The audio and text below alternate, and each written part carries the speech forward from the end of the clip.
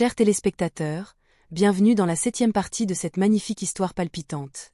Dans la partie précédente, nous nous sommes arrêtés sur Nana qui retrouvait sa famille lorsque, pendant qu'il parlait, une créature terrifiante arriva accompagnée de soldats.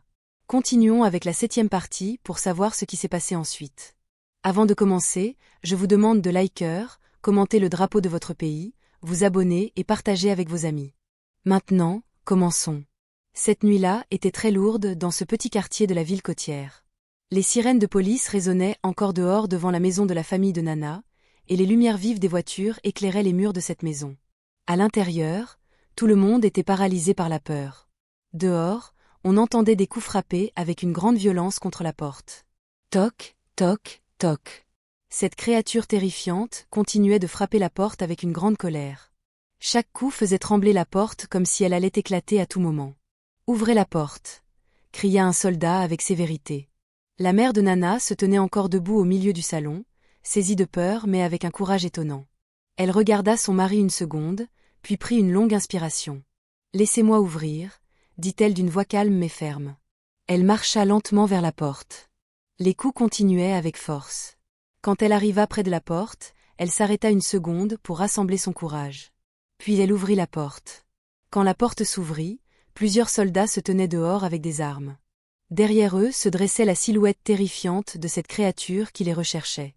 Mais avant même que la mère de Nana n'ait prononcé le moindre mot de salutation, un soldat commença à parler d'une voix autoritaire. « Il y a des gens que nous recherchons et nous avons des informations selon lesquelles ils sont venus ici, » dit-il avec sévérité. Puis il ajouta, « Nous demandons à entrer pour effectuer une fouille. » La mère de Nana le regarda dans les yeux sans montrer la moindre peur. D'une voix courageuse, elle dit « Personne n'est venu ici chez moi. » Le soldat fronça légèrement les sourcils. « Madame, ne rendez pas notre travail difficile, » dit-il. « Nous avons des informations fiables. » Mais la mère de Nana secoua la tête. « Vous faites erreur, » dit-elle d'une voix assurée. « Il n'y a personne ici. » Les soldats se regardèrent. L'un d'eux essaya d'avancer légèrement. « S'il vous plaît madame, permettez-nous d'entrer pour vérifier, » dit-il. Mais la mère de Nana se tint fermement devant la porte. « Non, » dit-elle avec insistance. « Vous n'entrerez pas dans ma maison sans raison. » Ces paroles firent regarder les soldats vers la créature qui se tenait derrière eux en silence, les observant. Son visage était rempli de colère. Ses yeux étaient rouges comme ceux d'un homme prêt à faire quelque chose de terrible. D'une voix grave et effrayante, il dit « Ils sont là. » La mère de Nana ne recula pas d'un seul pas, « J'ai dit qu'il n'y a personne », dit-elle courageusement. Mais soudain, cette créature avança avec colère. Sans pitié, il saisit la mère de Nana et la poussa brutalement sur le côté. Elle perdit l'équilibre et tomba violemment sur le sol. « Ne nous obstrue pas le passage !» cria la créature avec fureur. Les soldats et les gardes qui étaient derrière lui envahirent rapidement la maison. À l'intérieur, des gens couraient dans tous les sens, commençant à fouiller partout. Ils ouvrirent les portes des chambres. Ils regardèrent sous les lits. Ils ouvrirent les armoires, fouillèrent chaque recoin de la maison. Cette créature marchait avec colère d'une pièce à l'autre, cherchant du regard partout. Mais après un moment, quelque chose d'étrange commença à apparaître, il n'y avait personne. Ni Nana, ni Amanda, ni Doris. Dans le salon, il ne restait que 2 personnes, Baraka et Benjamin, assis sur le canapé à regarder la télévision comme si rien ne se passait. Baraka tenait la télécommande en changeant les chaînes. Benjamin était assis à côté, regardant l'écran calmement. Il semblait n'avoir aucune inquiétude. La créature s'arrêta au milieu du salon et les regarda avec une colère intense. « Où sont-ils » demanda-t-il d'une voix grave. Personne ne lui répondit. Il se retourna pour regarder la mère de Nana, qui était encore assise par terre après avoir été poussée. Avec encore plus de colère, il cria « Où sont ces gens ?» Il s'approcha davantage. « Où les avez-vous cachés ?» Les soldats continuèrent à fouiller chaque recoin de la maison, encore plus vite. Ils montèrent jusqu'au grenier, ouvrirent même le petit débarras derrière la maison. Mais pas un seul d'entre eux ne fut trouvé. Après plusieurs minutes de recherches infructueuses, un soldat se tourna vers la créature. « Nous ne les avons pas trouvés, » dit-il prudemment. Ces mots ne firent qu'accroître la colère de la créature. Elle resta silencieuse quelques secondes, les yeux balayant toute la maison comme si elle réfléchissait à quelque chose. Puis elle dit d'une voix très effrayante, « Ils ne peuvent pas être loin. » Dehors, les voitures de police encerclaient encore la maison, et cette créature ne savait qu'une chose. Nana, Amanda et Doris s'étaient enfuis.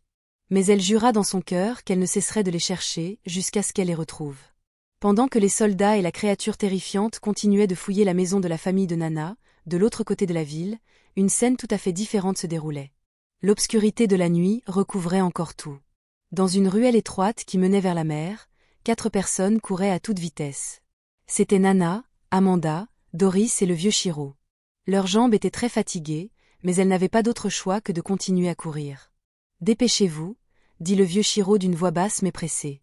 Il regardait derrière lui à plusieurs reprises pour s'assurer que personne ne les suivait point et la ville était remplie de soldats et de gardes de cette créature terrifiante. Il savait que s'il tardait un seul instant, il pourrait être repris. Nana était un peu en tête, guidant le chemin. Amanda était derrière elle, tenant Doris qui était enceinte. Doris respirait avec beaucoup de difficulté. « S'il vous plaît, ralentissez un peu » dit-elle d'une voix épuisée en tenant son ventre. Mais Nana la regarda avec compassion et dit d'une voix encourageante « Tiens bon, Doris, nous y sommes presque. » Après quelques minutes de course dans l'obscurité de cette nuit, le bruit des vagues de la mer commença à se faire entendre. Les eaux de la mer battaient doucement la côte. Finalement, ils arrivèrent près d'un petit port de pêcheurs. Il y avait quelques bateaux amarrés au bord de l'eau. Il n'y avait pas beaucoup de monde car il était encore très tard dans la nuit. Nana prit une longue inspiration de soulagement. « Nous sommes arrivés » dit-elle à voix basse. Amanda s'assit un moment pour se reposer. Doris s'assit également en tenant son ventre. Ils étaient très épuisés après avoir couru longtemps. Le vieux Chiro les regarda avec des yeux tristes mais pleins d'espoir. Il glissa la main dans sa poche et sortit quelques billets froissés. Il les donna à Nana. « C'est tout l'argent que j'ai » dit-il doucement. Nana regarda ses billets puis regarda le vieux Chiro avec étonnement. « Papa » dit-elle d'une voix triste. Le vieux Chiro continua « Prenez ça. Montez dans un bateau, traversez la mer, il montra la direction de l'eau. Vous irez jusqu'au village de Moigny. Une fois là-bas, demain matin, prenez un véhicule pour aller en ville. » Nana ne put plus se retenir. Des larmes commencèrent à couler. Elle serra son père dans ses bras très fort. « Merci papa. Merci de nous avoir sauvés, » dit-elle en pleurant. Le vieux Chiro lui tint les épaules avec affection. « Ne t'inquiète pas pour moi, » dit-il. « Ce qui compte maintenant, c'est que vous soyez en sécurité. » Amanda s'approcha aussi du vieux Chiro. « Merci beaucoup, monsieur, » dit-elle avec respect. Doris aussi le regarda avec des yeux reconnaissants. « Vous nous avez beaucoup aidés, » dit-elle doucement. Après ces brèves paroles, ils se dirigèrent vers un petit bateau qui était attaché sur le rivage. Ce bateau appartenait à un pêcheur qui dormait près des cabanes de pêcheurs. Après une brève discussion et lui avoir remis un peu d'argent, le pêcheur accepta de les faire traverser. Quelques minutes plus tard, le bateau commença à s'éloigner lentement du rivage. Le voyage en mer commença. Cette nuit-là, la mer était calme mais son obscurité était inquiétante. Il n'y avait pas d'autre lumière que la petite lampe du bateau et la lueur tenue de la lune. Les vagues frappaient les côtés du bateau. Nana, Amanda et Doris étaient assis en silence, regardant les eaux noires de la mer. Ils étaient très fatigués. Tous les événements qui s'étaient produits ce jour-là les avaient épuisés physiquement et mentalement. Doris posa sa tête sur l'épaule d'Amanda. « Je prie seulement pour que nous arrivions sains et saufs, » dit-elle d'une voix épuisée. Amanda lui tint la main. « Nous arriverons sains et saufs, » dit-elle calmement. Ce voyage n'était pas facile. Parfois, les vagues faisaient légèrement osciller le bateau. Doris avait très peur mais ils tinrent bon. Toute cette nuit, ils furent en mer, voyageant lentement vers l'autre côté de la côte. Finalement, après de longues heures, le ciel commença à changer de couleur. La lumière du matin commença à apparaître. Le soleil commença à se lever lentement à l'est. Devant eux, ils purent voir de petites maisons de village. Le pêcheur qui conduisait le bateau dit « C'est là, le village de Moigny. » Nana sentit son cœur se soulager un peu. Quelques minutes plus tard, ils arrivèrent sur le rivage. Ils descendirent du bateau. Leurs jambes étaient encore faibles à cause de la fatigue du voyage. Ce village était calme et paisible. Quelques personnes commençaient leurs activités matinales. Mais pour Nana, Amanda et Doris, tout semblait étranger. Ils étaient complètement étrangers à ce village. Nana s'approcha d'une femme qui portait un seau d'eau. « Excusez-moi, madame, » dit Nana poliment. « Pouvez-vous nous dire où se trouve la gare routière ?» La femme les regarda un moment, puis montra la direction d'une route poussiéreuse. « Suivez ce chemin, » dit-elle. « Vous verrez la gare un peu plus loin. » Les trois se regardèrent. Leur voyage n'était pas encore terminé, mais ils avaient maintenant un nouvel espoir. Ensemble, ils commencèrent à marcher vers la gare routière. Après avoir reçu les indications de la femme du village de Moigny, Nana, Amanda et Doris continuèrent à marcher lentement dans la direction indiquée. Le soleil du matin avait commencé à monter un peu dans le ciel et les habitants du village commençaient leurs activités quotidiennes. Les pêcheurs portaient leurs filets vers la mer. Les femmes allaient chercher de l'eau et quelques enfants jouaient près de leur cabane. Après quelques minutes de marche, ils aperçurent finalement un endroit avec quelques véhicules garés sur le côté d'une route poussiéreuse. C'était là la gare routière de ce village. Il y avait un grand bus et plusieurs petits véhicules qui transportaient des passagers vers d'autres villes. Nana regarda ses compagnons et dit d'une voix pleine d'espoir, « C'est là. » Ils marchèrent jusqu'au bus qui portait l'inscription « Dar es Salaam » à l'avant. Le chauffeur se tenait dehors, discutant avec quelques passagers. Nana s'approcha de lui. « Excusez-moi, frère, ce véhicule va à Dar es Salaam ?» demanda-t-elle. Le chauffeur la regarda, puis répondit « Oui, il part dans peu de temps. » Nana sortit les quelques billets que lui avait donnés son père, le vieux Chiro. Ils n'étaient pas très nombreux, mais suffisaient pour 3 billets. Quelques minutes plus tard, ils étaient déjà installés dans le véhicule. Leur voyage vers la grande ville de Dar es Salaam commença. Le véhicule commença à avancer lentement depuis le village de Moigny. Par la fenêtre, ils virent des cocotiers, des champs et de petites maisons de village restées derrière eux pour la première fois depuis longtemps. Ces 3 personnes sentirent un peu de soulagement dans leur cœur. Ils avaient fui et ils s'éloignaient de cette ville terrifiante où vivait la créature qui les traquait. Amanda regarda par la fenêtre en disant d'une voix pleine d'espoir, « Peut-être que dans ce voyage, tout ira bien. » Nana hocha lentement la tête. « Je l'espère, » dit-elle. Doris était assise en silence. Son visage montrait une grande fatigue. La fuite, la peur et sa grossesse l'avaient beaucoup épuisée. Nana regarda son amie avec compassion. Elle tendit la main et tint la main de Doris. « Ne t'inquiète pas, » dit-elle doucement. « Tout ira bien. » Doris regarda Nana avec des yeux remplis de fatigue, puis sourit légèrement. « Merci, » dit-elle doucement. Le voyage continua pendant plusieurs heures. Ils traversèrent de nombreux villages, forêts et petites villes. Finalement, le soir commença à tomber. Peu à peu, de nombreux grands bâtiments commencèrent à apparaître au loin. Les routes commencèrent à voir plus de voitures. Les lampadaires commencèrent à s'allumer. Le chauffeur du véhicule dit à haute voix, « Nous entrons à Dar es Salaam. » Nana, Amanda et Doris regardèrent dehors avec émerveillement. De grands immeubles se dressaient de tous côtés. De nombreuses voitures circulaient rapidement dans les rues. Les lumières de la ville brillaient partout. Pour eux, tout semblait complètement nouveau. Finalement, le véhicule s'arrêta dans une grande gare routière. Les passagers commencèrent à descendre un par un. Nana, Amanda et Doris descendirent également. Ils se retrouvèrent au milieu de la grande ville de Dar es Salaam. Mais ils étaient complètement étrangers. Ils n'avaient pas d'hôtes, pas d'endroit où aller et leur argent était presque épuisé. Ils marchèrent lentement sur le bord de la route, regardant tout avec émerveillement. De grands immeubles avaient été construits de tous côtés. Des voitures luxueuses passaient rapidement. Les lampadaires illuminaient toute la ville. Amanda dit avec émerveillement, « Cette ville est immense. » Nana regarda dans tous les sens. « Nous devons commencer une nouvelle vie ici, » dit-elle. Mais soudain, le ciel commença à changer. Des nuages noirs envahirent le ciel. En quelques secondes, un vent fort commença à souffler. Puis une grande pluie commença à tomber. Cette pluie éclata avec une grande violence. Les gens qui étaient dans la rue commencèrent à courir pour trouver des abris. Les voitures passaient avec l'eau jaillissant sur les côtés de la route. Nana cria, « Dépêchez-vous, trouvons un abri. » Ces 3 personnes commencèrent à courir dans la rue sous la pluie battante. Leurs vêtements commencèrent à se tremper rapidement. La route était inondée. En courant, Doris était un peu en retard à cause de sa grossesse. Ses jambes étaient très fatiguées. Soudain, elle glissa sur l'eau qui était dans la rue. Elle tomba violemment par terre. « Ah !» cria Doris de douleur. Nana et Amanda sursautèrent, elle revint rapidement pour l'aider à se relever. « Doris, tu vas bien ?» demanda Amanda avec crainte. Elles essayèrent de la relever, mais Doris tint soudain son ventre. Son visage montra une douleur intense. Puis elle commença à crier davantage. « Aïe, j'ai mal !» dit-elle d'une voix de grande souffrance. Nana fut saisie de peur. « Doris, qu'est-ce qui se passe ?» demanda-t-elle avec inquiétude. Mais Doris respirait très fort, tandis que les larmes coulaient sur son visage. La pluie continuait à tomber avec force. Et soudain, Doris poussa un autre grand cri. Je crois que le bébé arrive. La grande pluie continuait à tomber avec force au milieu de la ville de Dar es Salaam. L'eau ruisselait dans les rues tandis que les voitures passaient rapidement, projetant des gouttelettes de tous côtés. Au milieu de cette pluie intense, les gens couraient vers des boutiques, des kiosques et des abris.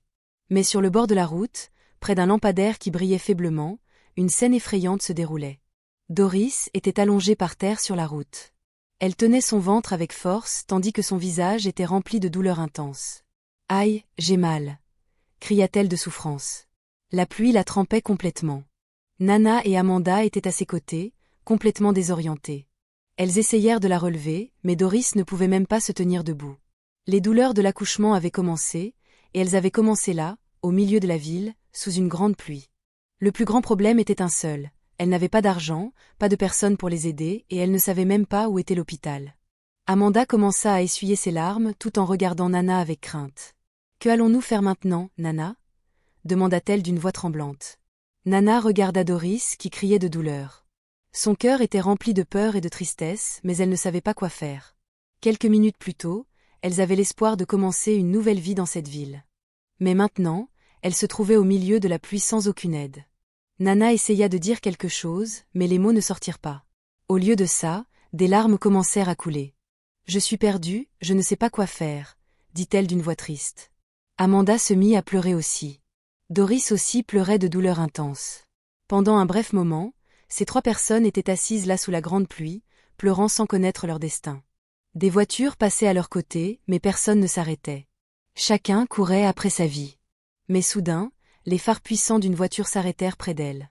C'était une grande voiture luxueuse de type G-Wagon. Sa couleur était noire et elle brillait même sous la pluie.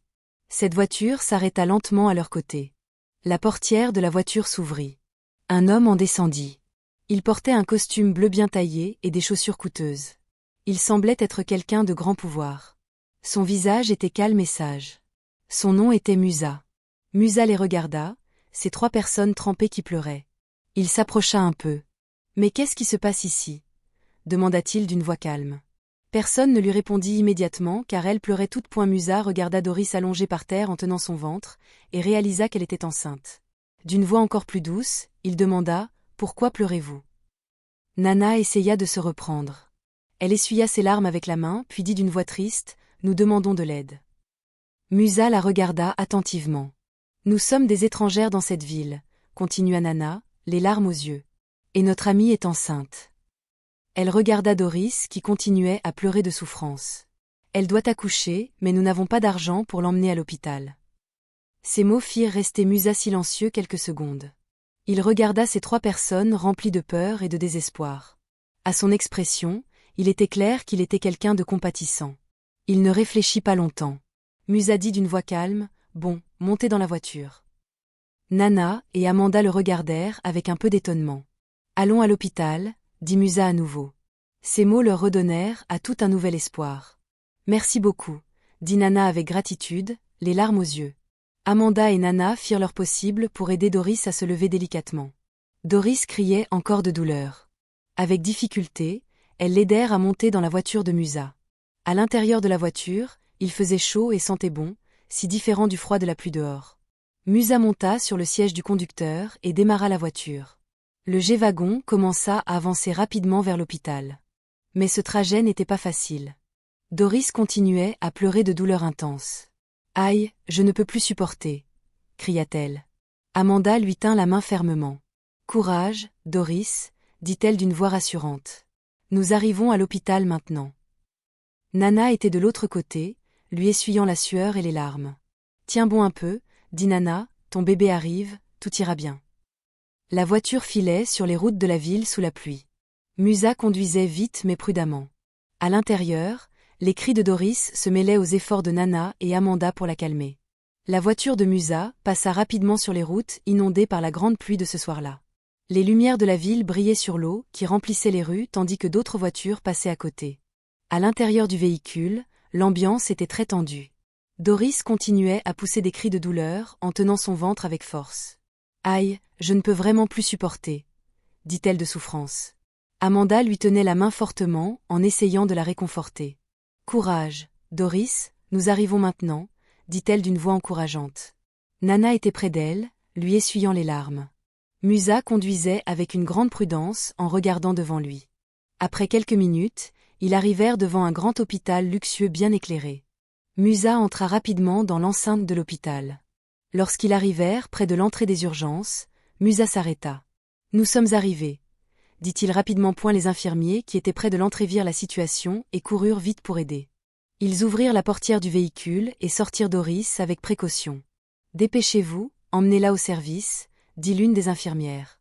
Doris fut mise sur un lit d'hôpital et poussée rapidement vers la salle d'accouchement. En quelques minutes, les infirmières et les médecins avaient commencé à la prendre en charge. Nana et Amanda restèrent dehors du service. Elles étaient épuisées, trempées de pluie et pleines d'inquiétude. Musa se tint à leur côté calmement. Le couloir de l'hôpital était très tranquille. Les heures commencèrent à passer lentement. Les minutes se transformèrent en heures. Nana était assise sur une chaise en tenant ses mains avec inquiétude. Amanda faisait les 100 pas, « Je prie seulement pour qu'elle soit en sécurité », dit Amanda à voix basse. Nana hocha la tête. « Dieu l'aidera », dit-elle. Musa les regarda calmement. « Ayez confiance », dit-il d'une voix rassurante. « Les choses vont bien se passer. » Ils restèrent là pendant très longtemps. Finalement, après environ 5 heures, la porte de la salle d'accouchement s'ouvrit. Un médecin sortit. Nana et Amanda se levèrent rapidement avec inquiétude. « Docteur, comment va-t-elle » demanda Nana avec crainte. Le médecin sourit légèrement. « Bonne nouvelle », dit-il.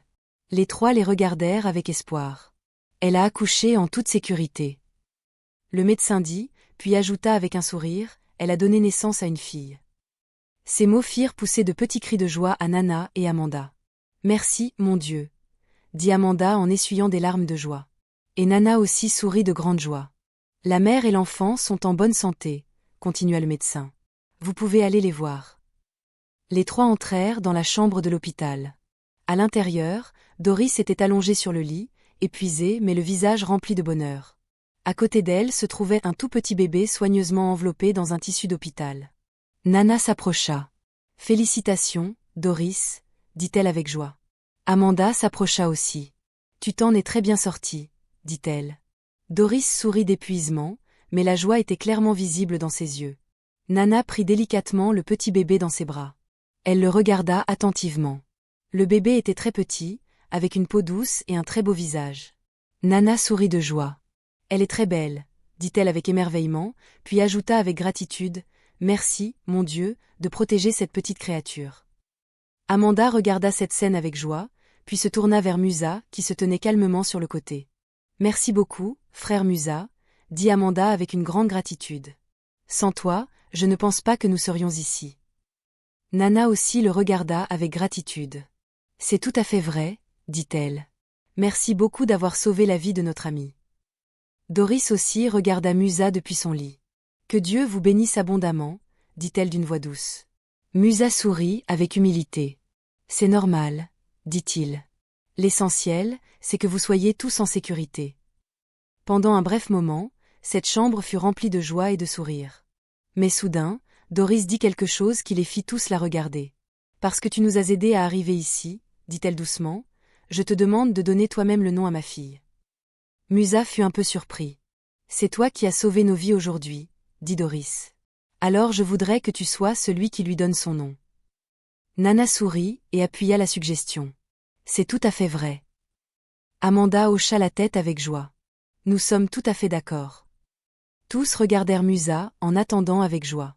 Et maintenant, Musa avait la responsabilité de donner un prénom à ce nouveau-né. À l'intérieur de la chambre d'hôpital, régnait une joie paisible. Doris était assise sur le lit, tenant son nouveau-né délicatement. Nana et Amanda étaient à côté, regardant le bébé avec des sourires. Musa se tenait près d'eux calmement. Après que Doris eut dit que Musa devait donner un nom au bébé, tous le regardèrent en attendant sa réponse. Musa sourit légèrement. Son sourire était humble, comme s'il ne se voyait pas avoir fait quelque chose de très grand. Puis il dit d'une voix calme, « Mes chères sœurs, nous les humains, nous nous entraidons. C'est tout à fait normal. » Nana et Amanda se regardèrent brièvement. Musa continua, « Chacun peut aider son prochain s'il a l'occasion de le faire. » Puis il tira une petite chaise et s'assit près d'eux. Il resta silencieux quelques secondes, comme s'il se souvenait de quelque chose d'ancien. Après un court moment, il dit à nouveau à voix basse, « moi aussi, il y a eu un temps où j'ai vécu une période très difficile dans ma vie. Nana et Amanda commencèrent à l'écouter attentivement. Je n'avais rien, pas de travail, pas d'argent. Ma vie était très difficile. Musa continua. Il soupira légèrement. Mais un jour, j'ai rencontré quelqu'un qui m'a beaucoup aidé. Doris le regarda attentivement depuis son lit. Cette personne, c'est mon patron, dit Musa. Il m'a tellement aidé que ma vie a changé. Nana hocha légèrement la tête en l'écoutant. Donc en pensant à donner un nom à l'enfant, dit Musa en regardant le petit bébé, je pense que nous devrions amener le bébé chez mon patron, lui qui m'a aidé, pour que ce soit lui qui lui donne son nom. Ces mots firent regarder Nana et Amanda avec un peu d'étonnement. C'est quelqu'un de très bien, continua Musa. C'est quelqu'un avec un très grand cœur pour aider les gens. Puis il ajouta quelque chose qui fit légèrement sursauter ces trois personnes. Et parce que vous n'avez pas d'endroit pour vivre, je suis sûr qu'il peut vous aider en vous offrant un refuge. Dans la chambre, le silence régna quelques secondes. Nana, Amanda et Doris se regardèrent. Elles étaient complètement étrangères dans la ville de Dar es Salaam. Elles n'avaient pas de maison, pas de proches et pas beaucoup d'argent. Les paroles de Musa semblaient comme un nouvel espoir. Mais Nana avait encore une légère inquiétude. Elle regarda Musa puis demanda prudemment, « Vous êtes sûr qu'il peut nous aider toutes les trois ?» Musa sourit avec assurance. « Oui, dit-il avec certitude.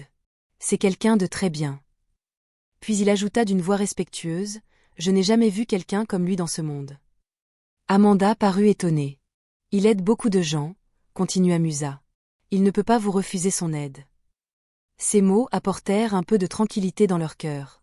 Amanda tint la main de Musa avec gratitude. « Nous vous remercions beaucoup, Musa, » dit-elle doucement. « Sans toi, nous ne savons pas ce qui se serait passé aujourd'hui. » Et Nana hocha la tête avec gratitude. « Tu nous as fait quelque chose de très grand. » Doris regarda Musa avec des yeux remplis de gratitude. « Que Dieu vous bénisse abondamment, » dit-elle d'une voix épuisée, mais joyeuse. Ils restèrent là discuter encore un peu. Leurs échanges étaient paisibles. Pour la première fois après toutes les souffrances qu'elles avaient traversées, elles sentirent que la vie commençait à changer un peu. Après un moment, Musa se leva. « Je pense qu'il est temps pour moi de partir maintenant, » dit-il. Nana le regarda. « Vous partez maintenant » demanda-t-elle. « Oui, » répondit Musa calmement. « Mais ne vous inquiétez pas, » puis il ajouta, « Demain je viendrai vous chercher. » Amanda sourit légèrement. « D'accord, » dit-elle. Musa glissa la main dans sa poche et sortit un peu d'argent. Il le posa sur la table près du lit de Doris. « Ceci vous aidera un peu pour l'instant, » dit-il doucement.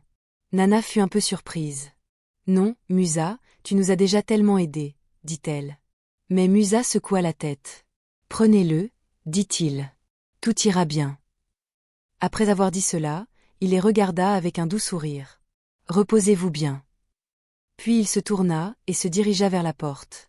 Avant de sortir, il s'arrêta un moment et dit « Demain je viendrai tôt. » La porte s'ouvrit et Musa sortit tranquillement. Dans la chambre, Nana, Amanda et Doris restèrent à regarder le petit bébé qui dormait paisiblement. Le lendemain matin, le soleil avait commencé à se lever sur la ville de Dar es Salaam. La lumière du soleil illuminait les grands immeubles de la ville, tandis que les voitures commençaient à remplir progressivement les routes. À l'intérieur de l'hôpital, Doris était assise sur le lit tenant délicatement son nouveau-né. Nana et Amanda étaient près d'elle à discuter tranquillement.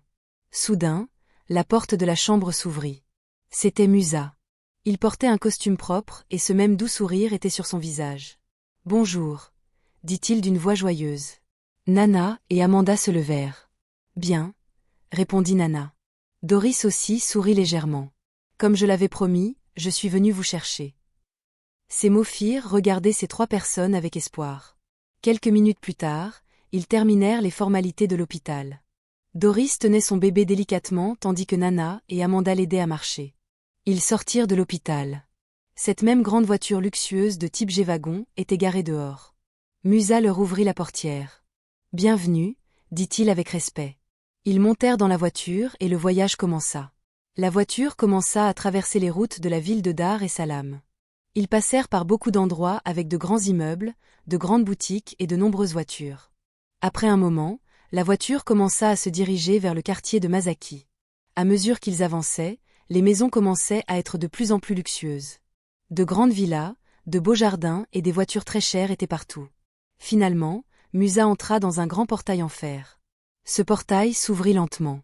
À l'intérieur se trouvait une très grande et luxueuse villa. Nana et Amanda restèrent à regarder avec émerveillement. Devant cette villa se trouvait une immense piscine avec de l'eau bleue brillante. Sur le côté, de nombreuses voitures luxueuses étaient bien rangées. Il y avait des voitures de différentes couleurs brillant sous le soleil. « Oh !» dit Amanda avec émerveillement. Et Nana aussi hocha lentement la tête. « Cette maison est immense », dit-elle à voix basse. Musa gara la voiture devant la grande porte de la villa. Ils descendirent tous. Ils marchèrent vers l'intérieur de la maison. La grande porte fut ouverte par un employé de maison. Quand ils entrèrent, tous furent encore plus étonnés. L'intérieur de la maison était très propre et ordonné. Il y avait du mobilier moderne fabriqué à grand prix. De grands canapés luxueux étaient bien disposés dans le salon. Sur les murs se trouvaient des tableaux de valeur et de belles lampes qui éclairaient la pièce avec élégance. Chaque chose à l'intérieur de la maison montrait que le propriétaire était quelqu'un de très riche. Musa les regarda avec un sourire. « Bienvenue, » dit-il. « S'il vous plaît, sentez-vous chez vous. » Nana, Amanda et Doris s'assirent doucement sur les grands canapés. Doris tenait encore délicatement son nouveau-né. Musa dit alors, « Restez ici et attendez le patron. » Ils le regardèrent attentivement. « Il arrive dans un moment, » dit Musa. Après avoir dit cela, Musa se retourna et s'en alla vers l'intérieur de la maison. Maintenant dans le salon, il ne restait que Nana, Amanda et Doris. Elles restèrent silencieuses un moment, admirant la beauté de cette maison. Amanda dit à voix basse, « Au fait, quel genre de personne est ce patron de Musa ?» Nana haussa légèrement les épaules. « Je ne sais pas, mais il semble être quelqu'un de très important. » Doris regarda son bébé. « J'espère juste que c'est quelqu'un de bien comme Musa l'a dit, » dit-elle doucement. Elles restèrent là quelques minutes à attendre.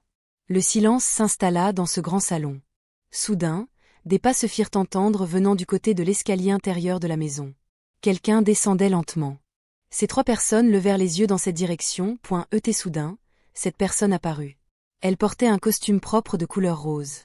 Elle s'arrêta au milieu du salon et les regarda. Quelques secondes passèrent dans un silence complet. Nana, Amanda et Doris se levèrent lentement du canapé. Leurs visages se remplirent d'un immense étonnement. Elles ne croyaient pas ce qu'elles voyaient. Devant elles se tenait cette créature terrifiante qu'elles avaient fui pendant si longtemps. Elle portait un costume propre comme un homme respectable. Amanda sentit les battements de son cœur s'accélérer énormément. Elle ne put pas supporter ce choc. Soudain, ses yeux se révulsèrent. Ses jambes perdirent leur force et elle tomba par terre. Amanda perdit connaissance. Nana et Doris crièrent de peur. Mais cette créature terrifiante resta là debout en silence à les regarder, et un étrange sourire apparut sur son visage. Le voyage de Nana, Amanda et Doris a été très long. Rempli de peur, de souffrances et de grandes épreuves qu'aucune d'elles n'avait jamais imaginé traverser dans sa vie. Elles s'échappèrent du château de la créature terrifiante dans la nuit noire, fuyant sans savoir ce que leur réserverait leur destin. Elles coururent dans les rues poursuivies par des soldats. Elles traversèrent la mer avec une grande peur. Elles arrivèrent dans un village qu'elles ne connaissaient pas et finalement entrèrent dans la grande ville de Dar es Salaam, complètement étrangère. Dans cette grande ville, elles traversèrent des moments très difficiles. Elles n'avaient pas d'argent, pas de maison ni de personne pour les aider. Et dans cette situation encore plus difficile, Doris souffrit des douleurs de l'accouchement au milieu d'une grande pluie. C'était un moment où elles avaient l'impression que le monde leur avait tourné le dos. Mais dans cette obscurité de problèmes, une aide surgit d'un endroit qu'elles n'attendaient pas. Musa, un homme au cœur compatissant qui s'arrêta pour les aider sans les connaître. Il les conduisit à l'hôpital, aida Doris à accoucher en toute sécurité et devint un nouvel espoir dans leur vie. Grâce à Musa, une belle petite fille naquit. Un enfant qui vint au monde au milieu des souffrances, mais avec une nouvelle bénédiction de vie. Mais quand elles pensaient que leur souffrance était enfin terminée, une vérité terrifiante se révéla. La personne dont Musa dit qu'il était son patron, la personne chez qui elles allaient pour trouver refuge et une nouvelle vie. C'était cette même créature terrifiante qu'elles avaient fui pendant si longtemps. Celui qui les traquait. Celui qui les torturait. Celui qu'elles croyaient avoir définitivement semé. Maintenant, il se tenait à nouveau devant elles. Mais cette fois, non pas comme une bête qui les chassait, mais comme un homme riche avec un immense pouvoir dans la ville. La grande question commence maintenant. Musa savait-il la vérité sur cette créature? Ou travaillait-il pour quelqu'un dont il ignorait la méchanceté? Nana, Amanda et Doris pourront-elles fuir à nouveau des mains de cette créature? Ou tout leur voyage de fuite les a-t-il ramenées exactement là où elles essayaient de s'échapper? Et le nouveau-né qui vient de naître, sera-t-il le début d'un nouvel espoir ou sera-t-il la cause d'un nouveau danger à venir? L'histoire n'est pas encore terminée. Ceci était la 7e partie de ce récit plein de suspense, de mystère et de peur. Mais la grande vérité n'a pas encore été révélée et le voyage de nos personnages continue. Que se passera-t-il dans la 8e partie? Au revoir, rendez-vous en 8e partie.